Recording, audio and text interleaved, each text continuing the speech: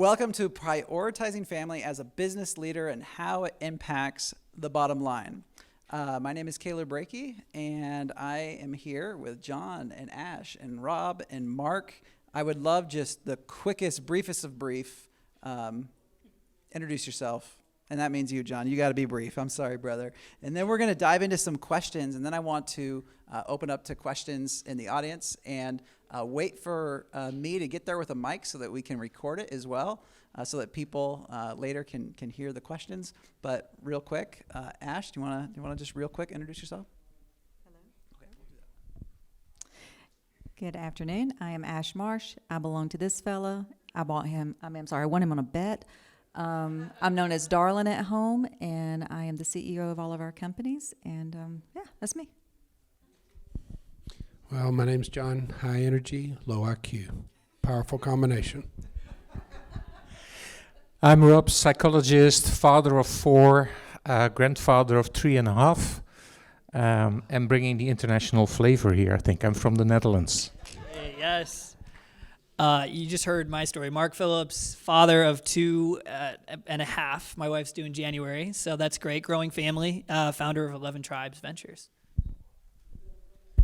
Thank you all. So I want to just throw this out and kind of just raise your hand if this one just hits with you. So I always like to say, like, one of the easiest ways to know what to do is to look at the opposite side of the coin, where you failed. You said something like that today, John. And so, like, what is the quickest way to fail at prioritizing your family as a business leader? What's the quickest way to fail?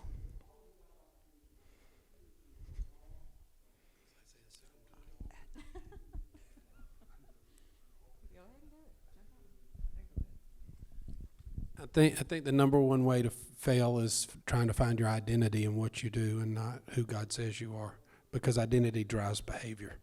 And if you don't watch it, you'll look at, like, our failure when I would go back to local bankers and things years after the problems and after our lives. I mean, it took us 7 years to get back to zero, to repent one check at a time from all the failures we had had.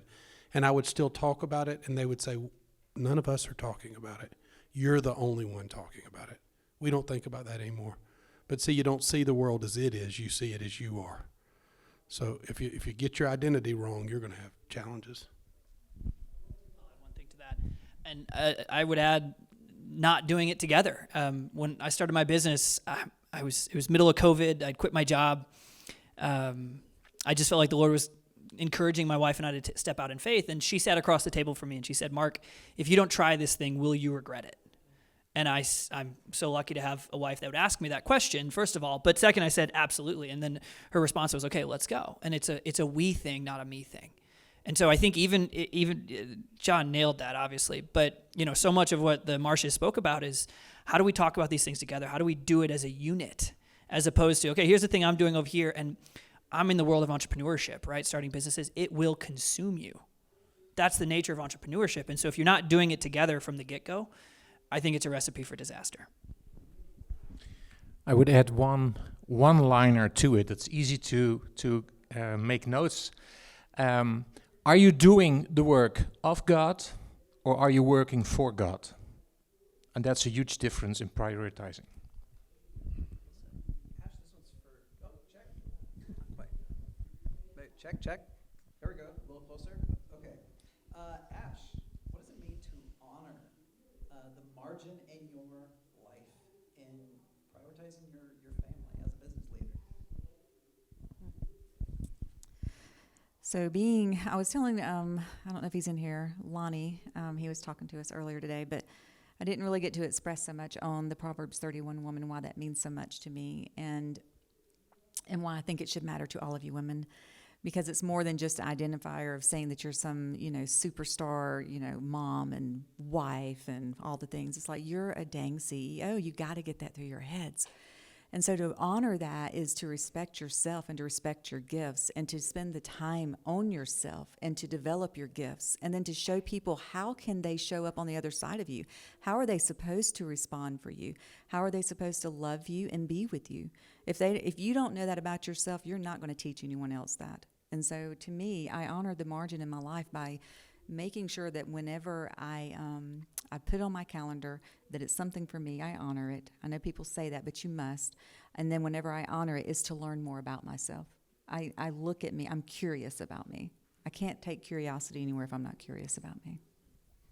I love that. We can go through life never asking why. And why is the most important question, because we learn from it. We get better from it.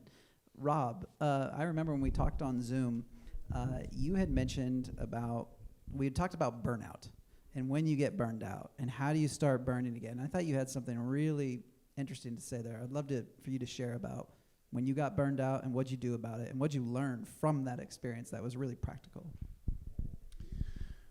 The interesting thing is I'm coaching my oldest daughter at the moment because she's close to a burnout. She's the mother of 3, 2, 4, and 6 years old. And we don't have the opportunity to draw a picture, but you can imagine that your life is like a funnel. And you have energy coming in and energy going out.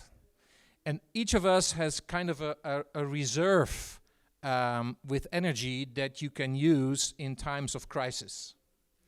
Now you get in danger when the amount of energy that you are using or losing is bigger than the energy that's coming in. Now, the mistake that most people make is that they start cutting activities.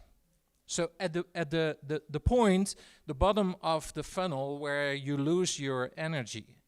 But the most important thing, in fact, is to make sure that you add energy on top of the funnel by doing those things that give you energy.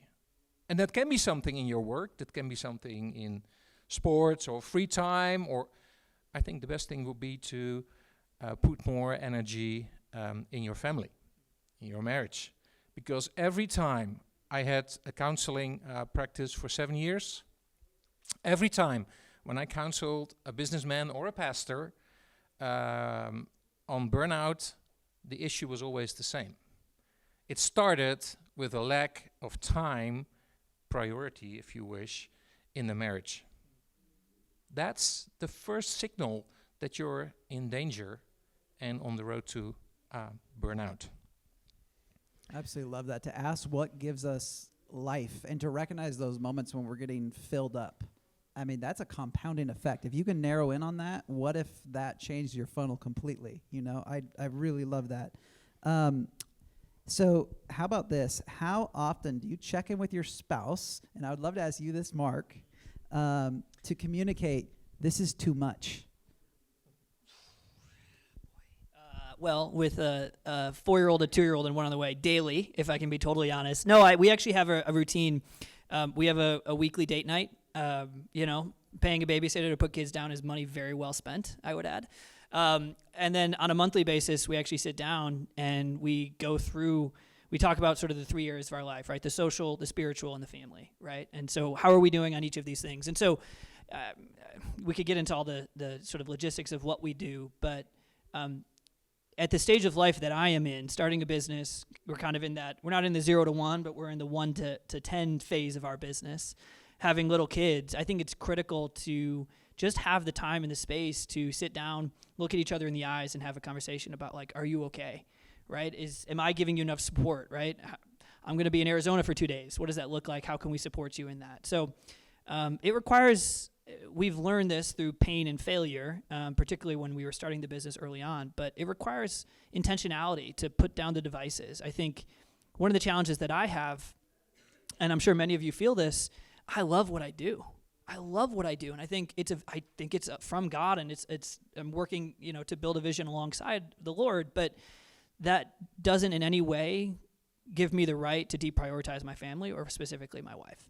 And so putting down the device, not answering that email, not working that night, like it's got to be a clear prioritization of what matters in your life. And for us, it's on a daily basis that we're having conversations, and then on a weekly, going deep, right, and spending multiple hours with each other where we're not focused on something else. One thing I'd add, guys, that we do, and we recommend it to everyone, is make your bedroom your sanctuary. We don't have TVs or devices or anything in there. We don't fuss in there. We talk about how much we love one another and how grateful we are for one another. We pray for one another and we play with one another. We don't do anything else in there. And you think we're crazy, but we'll get up and go stand in the hall, have a conflict, get done with it, and go back in there. Because it's the one place in my life that once I get there, nothing's going to happen. And it's such a freeing thing to know behind those doors, her and I are not going to get sideways, and that we can have this one place of safety. And so I'd encourage you, to his point, is have a place of safety, and especially with young kids. Adding to that, when you have young kids in the house, many times your conversations with your spouse are centered around the kids. School, problems you face, education, blah, blah, blah, blah. And then when they are getting older or leave the house, what are you going to talk about? So your communication and your conversation, make sure that you have enough topics to discuss. And as Mark said, one evening a week, maybe one evening in 2 weeks, take time to discuss and talk about you. So look each other in the eyes and do not talk about work, do not talk about children, family, or whatever. No, it's just about you. And after that, you go to the bedroom. Oh, sorry. He just set you up for mine. So be thinking on questions that you have for the panel. I just wanted to say that I implemented what John and Ash just said about the bedroom like weeks ago. I literally unplugged the TV, hid the remotes, and Brittany and I were like, what have we been doing? Like, this is so much better. And John said that was one of the most actionable tips he had. And I was like, well, if it's the most one, I'm doing it. Like, let's optimize this. And sure enough, our marriage is, it's already getting better. And to go to the rock bottom of that, nothing has hurt more in my life, I don't think, than when Brittany said, I feel like I'm not knowing you right now. Like, that changed everything. And she said, what if you just took this day for no work? And it was about us. And I was like, let's do it. And we implemented about a year ago. And just a little thing, like unplugging the TV, took it to another height of just intentionality, things you never think about. But one little tidbit like that can really change things. So I would love to get some questions from you. Who has some questions for the panel? And hold this one a little bit closer. So after your talk earlier, I was thinking to John and Ash, how do you balance the tension between the stuff that comes up and the intentional schedule that you've put together?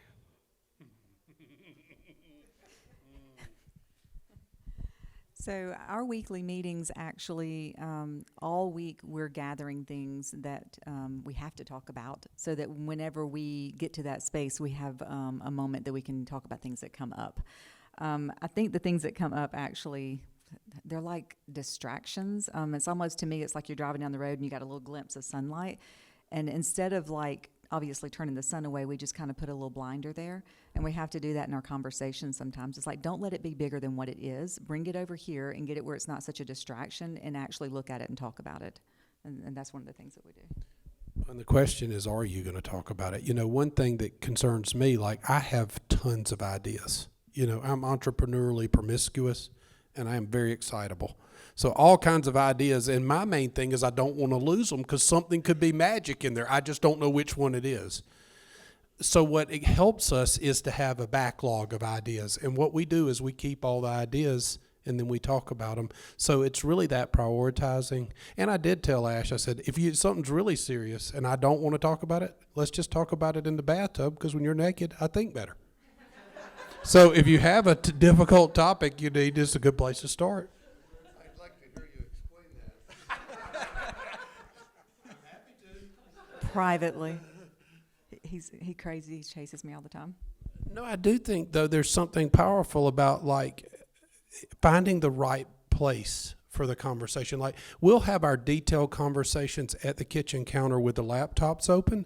When it comes time for vision, we'll move to the porch, we'll go for a walk, we'll get out by the pool, we'll get somewhere else. And environment matters, because we're shaped by our environment and our expectations. And you ought to line the thing up. Like I told Ash, I said, sometimes if I'm trying to be excited and sharing with you, I said, imagine if the lights were down real low and the candles are going, and you flip a bunch of fluorescents on, you're killing the mood.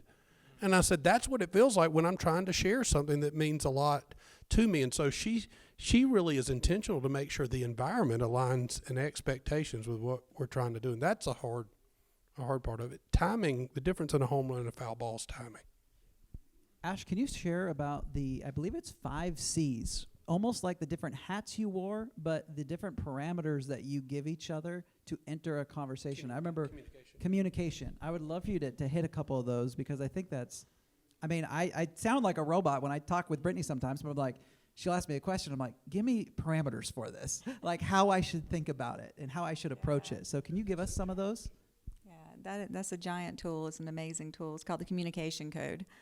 And so, they say that we talk in different languages. Women are from Mars, men are from Venus, or maybe it's the opposite. I usually get that stuff messed up. Anyway, we talk in the way we want to receive it.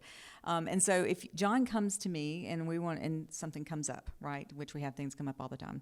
Something comes up and he brings me a situation that's come up with one of our companies or something. The very first thing that I want to do is clarify. And so I start asking all these questions. Well, who said that? And when did they say that? Well, who has the information for it? And so I have to be careful with that, because that sounds like interrogation, right? The next thing I do is I start to collaborate with him. I can critique him. And why did you talk to him? Well, you should. That's the one. You should have talked to the other person. Why didn't you get this information? We shouldn't have made that decision. And then I start criticizing that. The next thing I would do is collaborate. I'm like, well, okay, let's see if we can figure this out together. So what are some ways I can help you with this? Then the next thing I would do is care for him, since they celebrates usually last for me. I would care for him and be like, I'm so sorry that didn't work out the way you had it, the way you wanted it. And then I would celebrate and be like, what is something that we can do to make this all greater? So he, though, on the other hand, he actually, I'm let him share his, but he has an opposite order, and then we have 2 that line up, and they smack our kids every single time because we align there, and I'll let him share that. So there's 4 C's: collaborate, care, critique. 5 C's: collaborate, care, critique, clarify, and celebrate. And so each of us are encoding our information in a code. So think of it like a phone number. I used to have an assistant that would normally get 1 number wrong. So if you get 1 wrong, I may can get there 2, forget it. And so that's how it is in these things. So my number one thing I'm coming is looking for collaboration. When I talk to her, help make this better. When she starts either critiquing or clarifying, I'm already off base. I'm like, you're not listening to me. So the key is to code it for one another. Like if I go to her and say, baby, could we collaborate on this idea I have for an indoor skydiving arena? Or baby, would you like to critique how your parents are not being as nice to me as they should be? Or could we clarify how I would like to have you Don't say it. make more dinner or something? You just tee them up. And this is a hard thing. Well, both our kids, my number 1's collaborate, number 2's critique. And we asked our kids what they thought we did, and they said, you critique us, because it's where we lined up. And so what they said is, please care for us and celebrate us before you critique us. And so, before we get back to more audience questions, Rob and Mark, you have younger children right now. Well, some daughters, and then going younger. But I remember when we talked a little bit beforehand, you mentioned that your wife will come to you and say, "Hey, so and so really needs some time with you." Giving you some nudges. So, what do you do when you got the sophisticated business, you're trying to make things work, and you need to spend time with your family. You have to prioritize your family. What does that look like? I want to see some of those just real life in the trenches things from both of you with different age kids. Here's a nice story. I was responsible for a ministry in the Netherlands, and lots of meetings. And in Christian ministry, you work 80 hours for a salary of 20 hours. So that's quite hard. And I told my children every time, when you need me, I'm there. You can come to the office at any time. It was only 5 minutes by bike. In the Netherlands, everybody rides a bike. So only 5 minutes from our home. If you need me, I'm here. So here's that one day situation that you hope never will happen. I had a meeting with one of our ministers from the government, talking about youth care in the Netherlands and in my office. And suddenly the door opens and my daughter comes in. Dad, I need you and I need you now. Because there was some stuff going on in school and it was really difficult for her and she was crying. And what do? Well, I had promised her, I will be there for you. So I told the minister, and he sometimes still talks with me about this, you left me for 10 minutes to go with your daughter.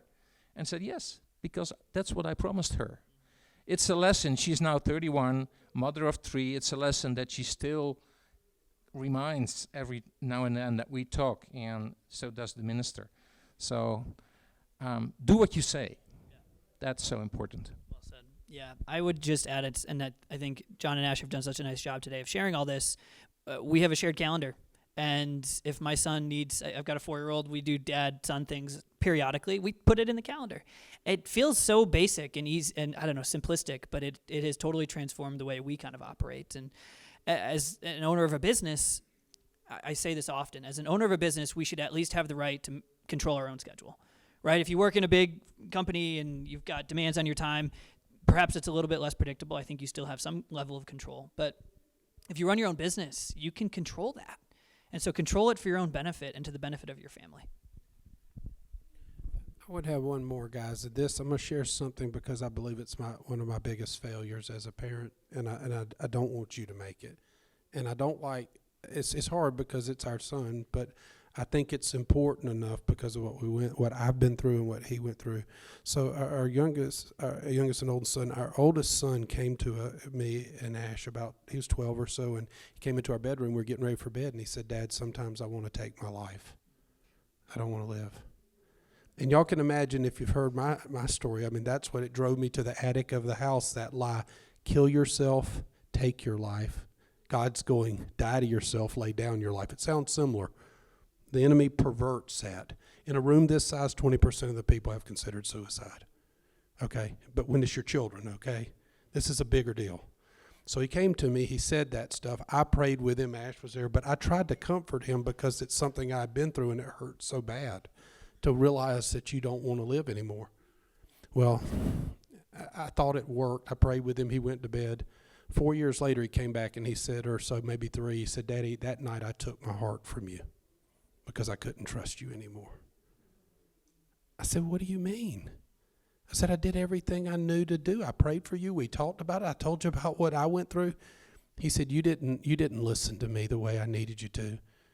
And what I realized is when your kids come to you, number 1 to 5, have them codify the 5s. I told him, I said, 5 is the greatest number. I said, if you say a 5, like what you said, I'll pull up the emergency brake on the interstate. I'll hang up on the president. You get to codify these because I don't know when you're telling me the most important thing you ever told me, but you do. And so I'd encourage you, kids and grandkids, make sure it gets clear fast when they have a number, right? Daddy, this is a 5. This is the most important thing, Granddad, Mom, that I've ever told you. Teach your kids this. Don't miss this. Suicide is taking out tons of people, guys, and tons of children. And they need to know they have a safe place. And then you better have a dang plan.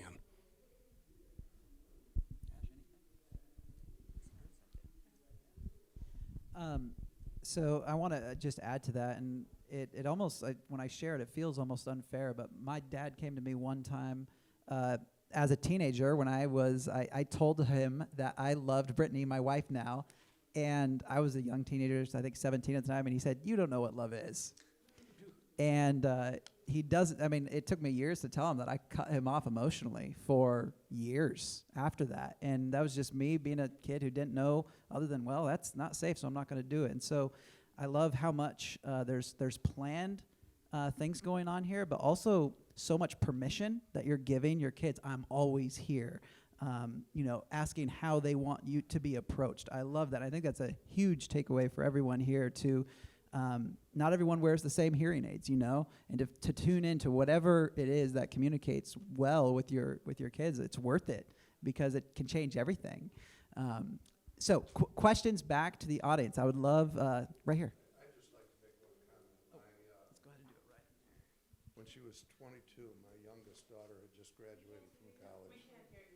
When she was 22, my youngest daughter had just graduated from college.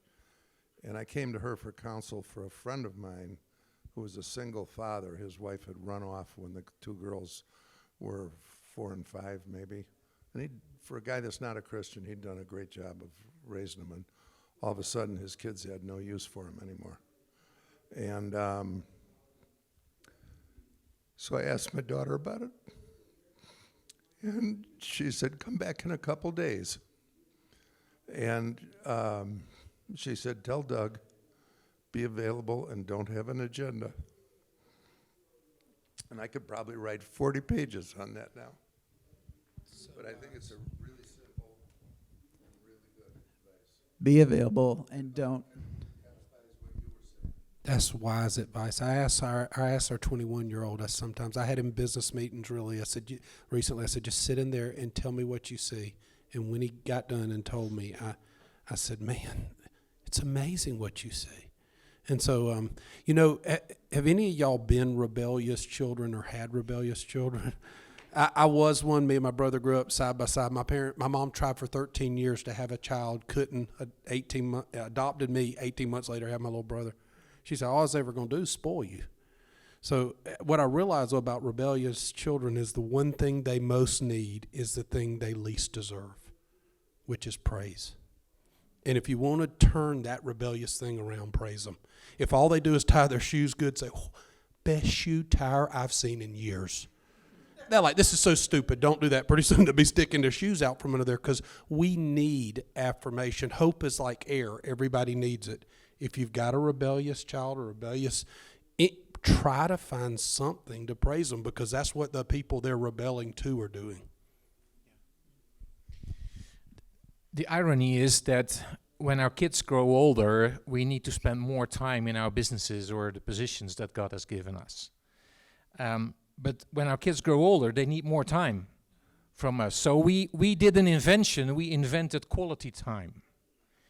Now, quality time is just an invention from guilty people who realized they had not enough quantity time for their children.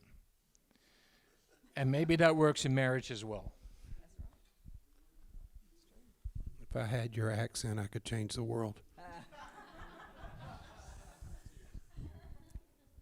Any other questions, especially along this? I mean, I think we've seen a theme throughout this day of family, and a lot of that is the kids. And sometimes they're not as passionate or as interested in the business as you, and maybe you want them to be. And there's a lot of complex issues. So I'm curious if anyone wants to hit one of those questions before maybe we shift gears to some more of the how do you bring in the sophistication into your family as you do your business. So any heart issues, any places where you're like, man, I'm drowning right now, or just an honest question. Anybody out there?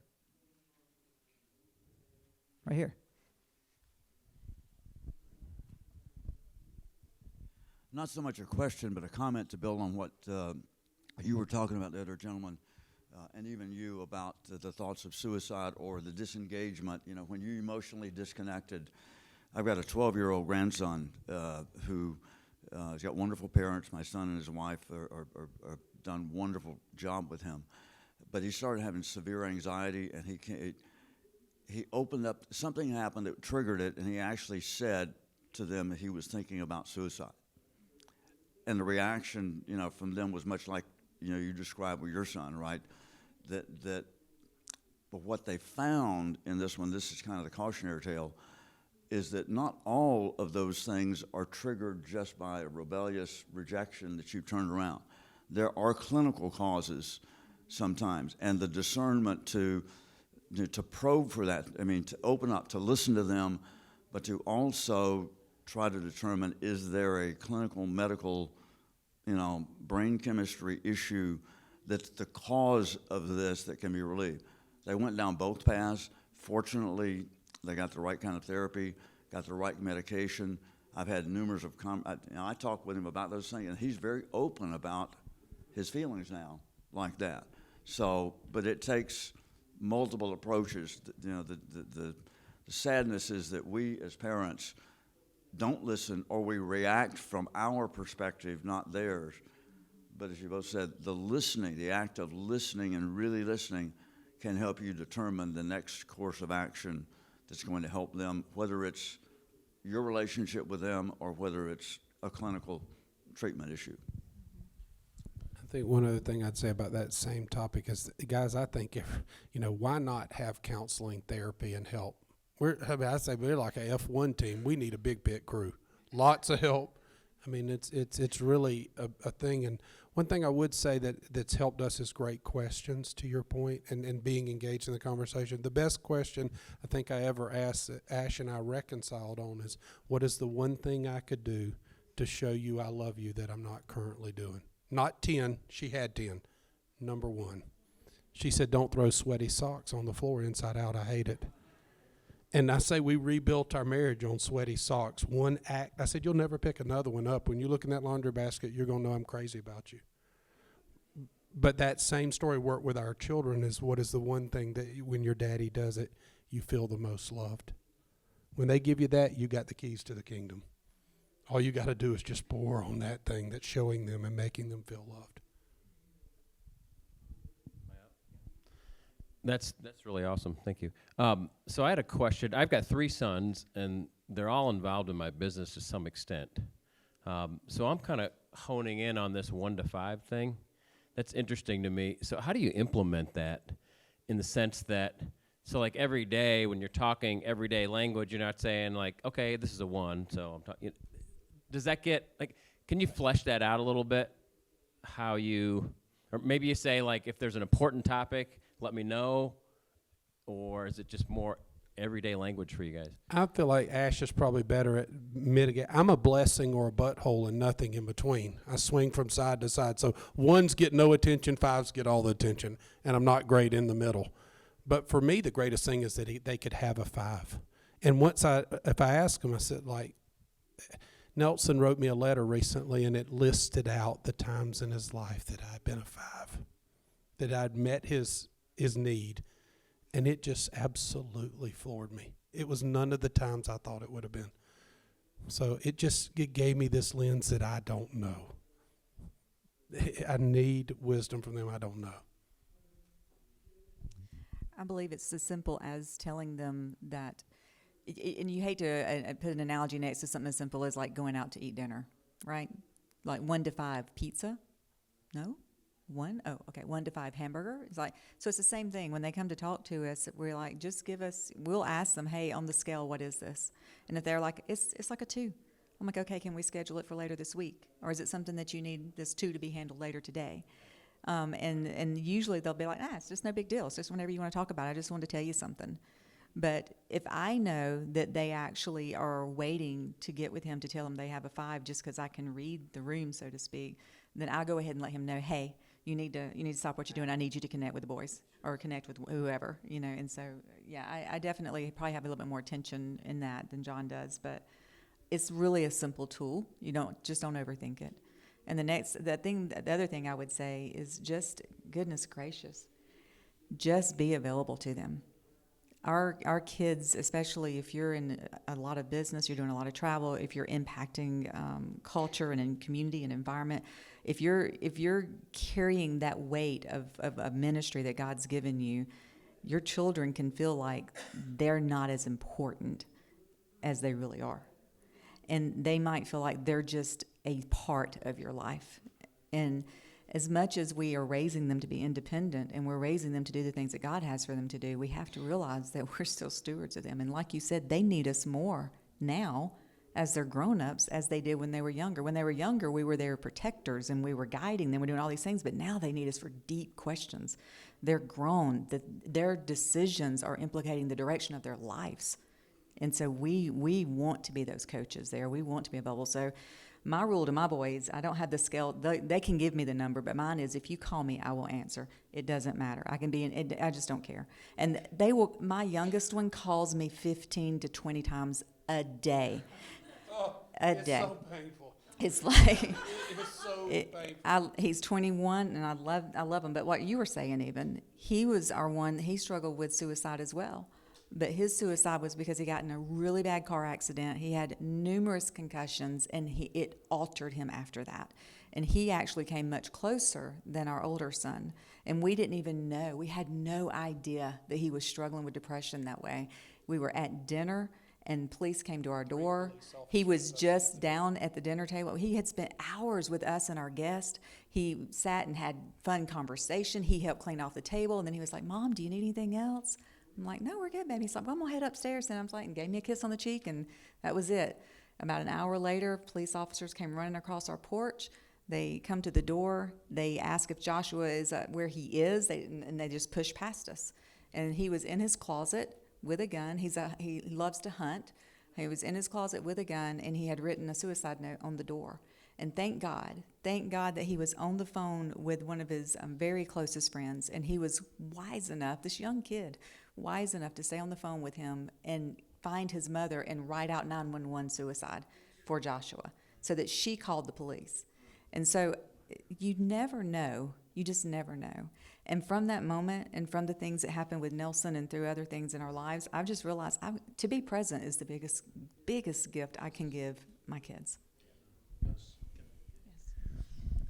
Being present, yes, being available.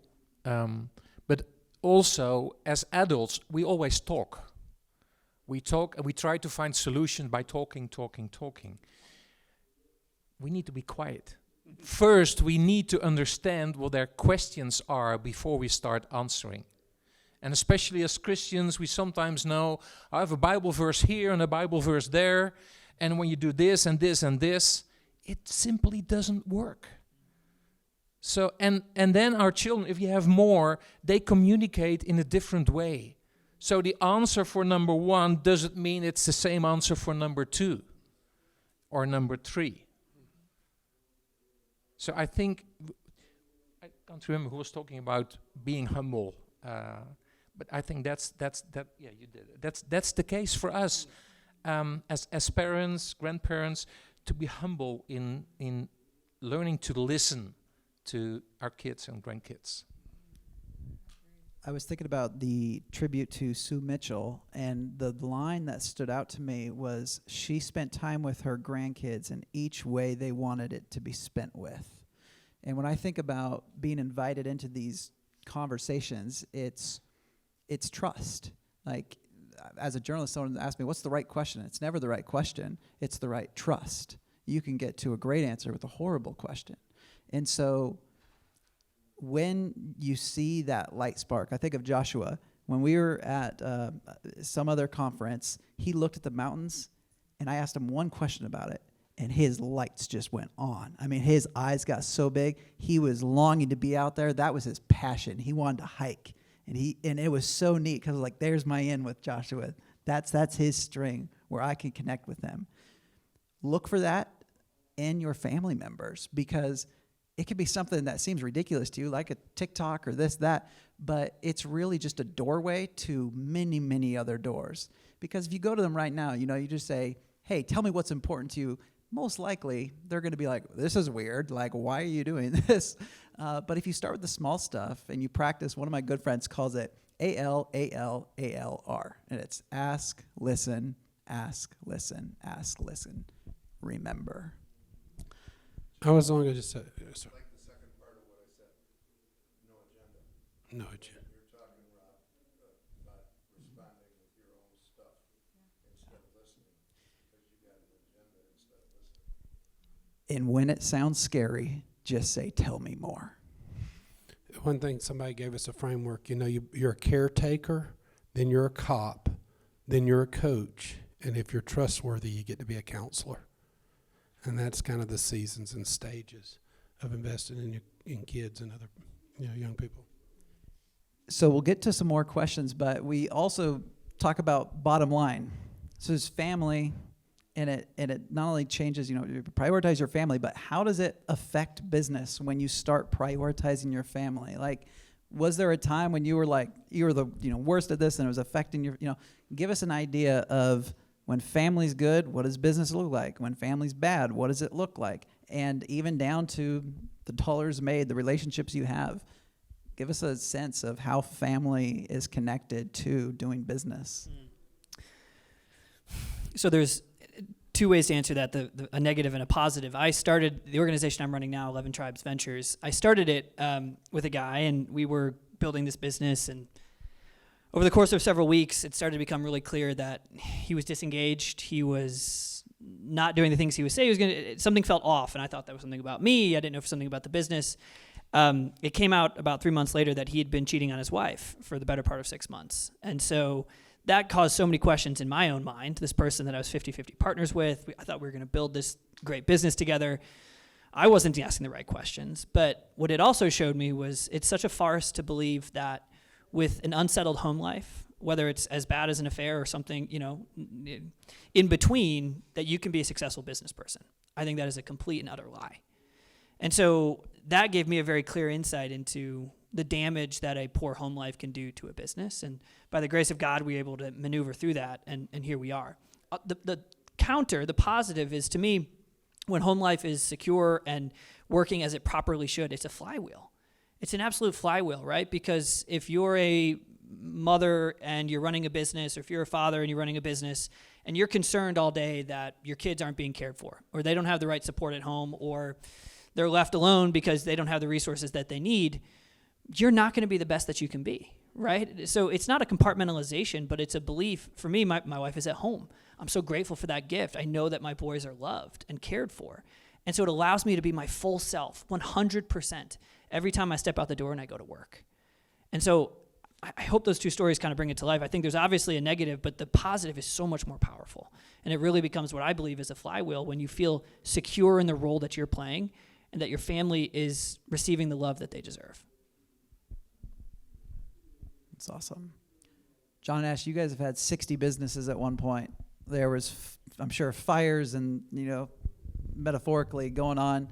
I know that my good friend and your son, Nelson, he's tried to work with the business before and it didn't work out, and maybe tried again and it didn't work out. Can you talk a little bit about the iterations, the things you guys changed and went, man, next time we're going to do this, or we're going to be more proactive about that? Like, how did it change the business when things were good and when things were not good? I think one of the things that, one of our partners really did a wise thing. Our son wanted to go into business, his first business, and it was a wine business. And he said, now, if y'all guys go and make all this stuff happen for him, set the systems up, do everything, he's going to think he's good. If you leave him alone and let him try this on his own, by the end, he'll know y'all are good at this.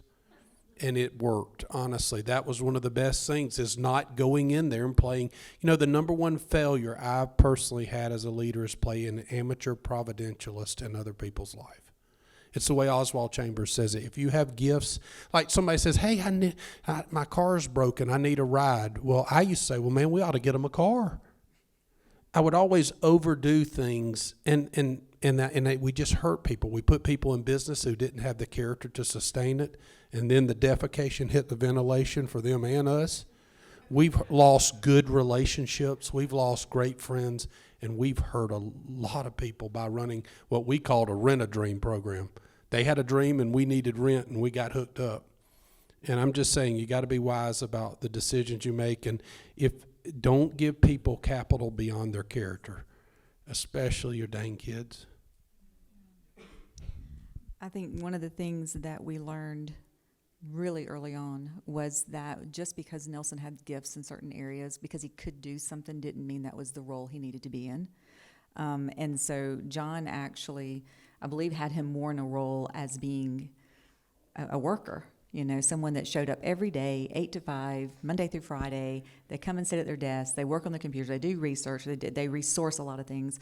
And he's really good at that because he has a mind like nobody's business. But where he's best at and where he shines at is teaching and actually introducing experiences to others through the education that they need to have.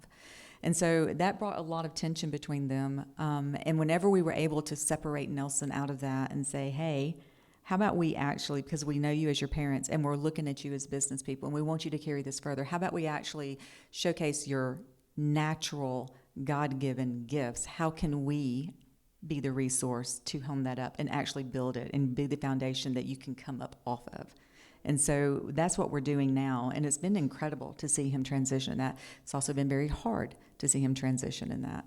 Again, that I think being curious about yourself and being curious about the ones around you is what gives that. He's able to express who he is daily, even when it's hard, and he's able to actually bring his gifts without challenge whenever he shows up the right way. We're just like, that's yours, you got it. One last thing I'd say is, and you got to repent often. Like, I'm repenting 3 to 5 times a week, I think, now in the intensity of our project. Like, I cannot get over how many times I do the dumb stuff and say the wrong thing. And you've got to just be systematic. Like, I'm trying not to let it fly by. And Ash will sometimes, like, what you did, that was a dad thing. You brought a dad conversation into a business situation, and that's not fair. And so then I have to go back and I have to repent in the environment I did it. So that's the conference room full of people. If that's where I messed up, I got to straighten it up. I was wrong. Will you please forgive me? And then give him a chance to say yes or no. And it's going to involve a lot of repenting. If you're not repenting, you're wrong.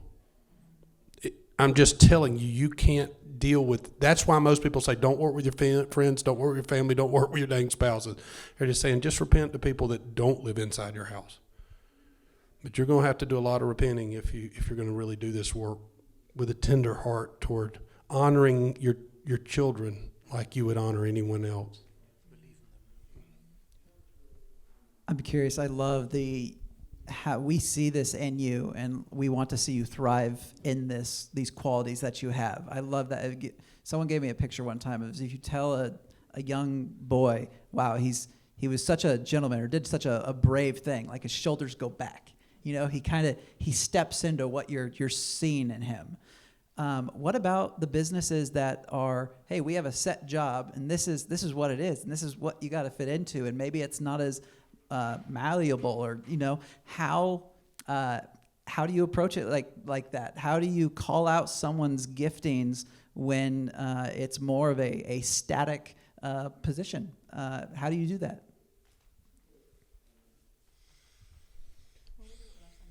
Yeah, we do it with our son Joshua. Wow, this kid is hard-headed. I mean, he is super. I remember as a kid, how he was. Like, I told him, I said, he wouldn't go to sleep. Didn't sleep for 3 years. Ash never got one full night of sleep, all right? He's just, oh my gosh. He'd cannonballed our life. And so I'm trying to get him. I said, listen, if you don't go to bed, I'm going to whip your butt. I said, I got the dang paddle. I'm busting your butt. Well, I get ready. I go upstairs to see if he's getting ready to go to sleep, and he's got a huge Guinness World Book of Records. Dude, I said, go to sleep. He pulls the thing out. You're not up to it. I said, what are you talking about? He said, you're not up to whipping me tonight. I thought, oh my God, he's got me, Ash. And so he understands me better than I understand me sometimes. So to put him in this role, what we've had to do is try to give him a picture of his gifts and how they may apply to this simple thing. But what I told him is life in the beginning is like a toolbox. Keep collecting tools because God's going to show you what to use them on. Everything you go through is part of where you're going to. God says the steps of a righteous man or woman are ordered, set up of God. And what you're doing today, I promise you, fits into where you're going. Yeah, and we just encourage them, your job really is to show up and be humble and directed and serve. And that's what he does. And it took almost a year of him showing up, quitting, mad, not going back. We've gone back and forth, slamming my doors in my office. You're fired, comes home. He's like, oh my God, this is crazy. And now he's maturing to see that his gifts matter so much to us because he can really apply those in the fact that he has a very simple role. And it's not because he can't do more. He's just young. He doesn't have any practical knowledge or experience. And he needs to learn to have direction and to be humble enough to receive direction from someone that really he, as far as being the owners of the company, would be over. And it's like, but they have to have respect for you. You can't just come in just because you're a marsh and start telling people what to do. And I would say give them the right to fail and to go their own way. One of our daughters one day came home and said, I want to become an archaeologist. Well, if you want to make a living, don't become an archaeologist. That's quite easy. But she really wanted to do that. She always had very much interest in history, and so she went to Greece, and she was, sitting on Crete with a little spoon, doing I don't know whatever, for 3 years. Can you imagine? Paying tuition, college, etc. Dad and mom, 3 years. And then she discovered, suddenly, I will never make a living with this. Now she's in marketing, making a lot of money. And I bet she's discovering things and chiseling them out in her marketing world, So I want to open up again to questions. It could be situational. It could be, give us some context. Or do you have a direct question for the panel? Anybody? I got a question for Rob. Okay. Have you ever taken your kids to Maastricht? Oh, yes, we did. Actually, we got married in Maastricht. Yeah. Yeah. It's a city in the Netherlands, for those who don't know that. Yeah. Actually, what I did, because I travel a lot, and that's what I've always done, once every year I took one of my girls with me on a trip, so that we had that father-daughter time, and they understood what I was doing. So they feel, until now, very privileged to have that opportunity. Yeah. So I just want one more. I asked both our boys. I told you the question. I asked Nelson. I said, "What does your daddy do that when he does it, you feel the most loved?" He said, "Take me everywhere you go, Daddy." Still today, we'll be back here at this resort in a week, not next week, but the next, to speak at an event. He's coming. I promise you, he'll be glowing. Something about he loves to be with us, and it's so unusual to me that a 30-year-old young man would love to be with us, but when you ask, do that. I love that.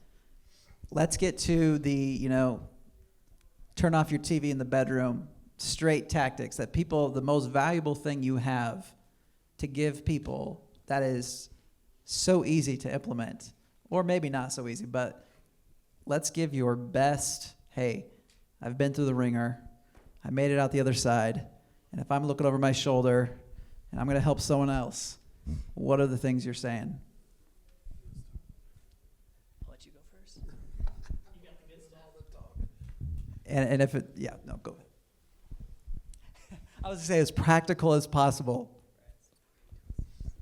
Wives, say yes to your husband every time. Oh, yeah. I won the lottery. No kidding. Well, don't poop in the pool you swim in. If you're going to talk kind to your wife. I told her, I said, the one thing I'm tired of giving you is leftovers. God put it on my heart. I said, tell you what, the very best thing that happens to me every day, I'm going to write it down, and I'm telling you first. Now, it's like holding a hot potato, because I won't tell everybody.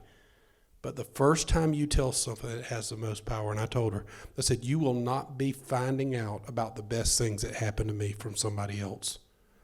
I'm keeping them for you. You're a priority, no leftovers. So when I said that wasn't just about sex, even though it could be about that. But it was saying, it's like, if he's like, hey, do you have time? Yes, I have time. Hey, can you help me? Yes, I can help you. Hey, would you like to? Yes, I would love to. It's just having that openness of just saying, you know what, why would I give that away to everyone else before I gave that to you? It's like, this completes me to do that. He's the other part of me, obviously. So we are more whole whenever I, as the wife, am actually able to facilitate saying, yes, you matter most to me. She asked me every morning, is there anything I could do to make your day better? She's the most godly person I know, no kidding. I told her, I said, I want to love God more because I'm married to you, and I want to be the kind of person you are. I learned a lot from my wife because she's a real prayer warrior. And I think the strength behind our ministry and our family and our marriage is our time to pray together. and the older we get, the more time we take to do that. And I was thinking about the very practical issue, a Romance killer, I would call it. You know, we shut off the television, I leave my phone out, but I'm responsible for a 24-hour continuing ministry because we work worldwide. And you know those iPhones? They are romance killers as well. When we're sitting on the couch and I have my arm around her, and then zzzt on my phone. What's that? So now I have to throw that away as well. So now when I come down without my watch, she knows. Oh, hey! I don't. You stole mine, Rob. I don't have much to add. When I come home, I turn my phone off. I take my watch off, and it stays that way until we've had our time together and we've had our one-on-one and said, "Hey, what's going on?" And the other thing I would add is each night we pray together too. It's a really simple thing, and when you stop to listen and you give each other the time to talk, you see what's on their heart. And oftentimes in those prayer moments together, I hear something that I hadn't heard earlier in the day because it's a different audience. So that's been really good for us. I love that. I felt so loved when I would see Brittany, and I kid you not, and she's such a free spirit. Sometimes I'd see her, I would just walk into the living room or the kitchen, and she's standing on the kitchen counters. I'm like, what are you doing? And she's putting her phone up on top of the cabinets so she can't get to it. This is her way of like hiding it. Another time, she's like, hey, can you get my phone? I'm like, where's your phone? And she's like, it's in the trunk of the car. And it was her way of prioritizing us. And to this day, a great investment for us was we got a track phone, I think for $12, and we call it the date phone. We've given that to our family members, our emergency contacts, and that's our date phone. So leave the other phones. The people who need to contact us could. It never happens, but you feel a little bit more safe. It's $12 a month. I mean, that is an investment in peace of mind, and you can make it a dumb phone, so you can't even get on the internet or whatever. So highly recommend that. Is there anything that I haven't asked that you just think, man, I would love to share this in the last couple of minutes here with everybody?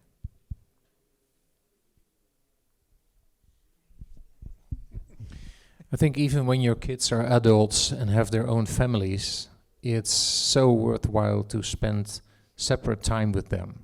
We now decided that once every year I have lunch with our kids, without their kids, without their husband, just a father-daughter thing, and they love it. I think one thing and we still battle this, how do you treat your kids equitably and not equally? How do you balance the gifts? If one kid's a 2 talent and the other kid's a 3 talent, how do you know that? And then how do you honor that?